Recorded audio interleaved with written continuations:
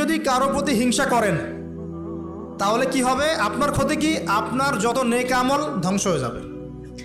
হিংসা সেভাবে নেক আমলকে পুড়িয়ে দেয় যেমন করে আগুন কাঠকে পুড়িয়ে দেয়। হাদিস শুনেছেন হাদিসটা? হিংসা সেভাবে নেক আমলকে পুড়িয়ে দেয় যেভাবে আগুন কাকে পুড়িয়ে দেয়? কাঠকে। আগুন কাঠে আগুন ধরিয়ে দেন, কাঠ বাকি থাকে, কয়লা ছাই হয়ে যাবে। ঠিক একইভাবে আমল নামের নেকি সব ছাই হয়ে যাবে।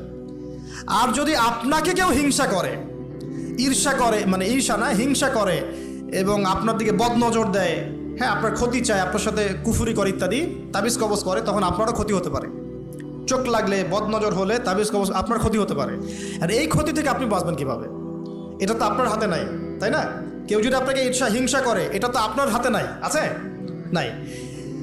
একটা উপায় হচ্ছে মানুষের থেকে নিজেকে যত পারেন আড়াল করার চেষ্টা করেন। এই যে বারবার বলি না, এত শোডাউনের দরকার নাই।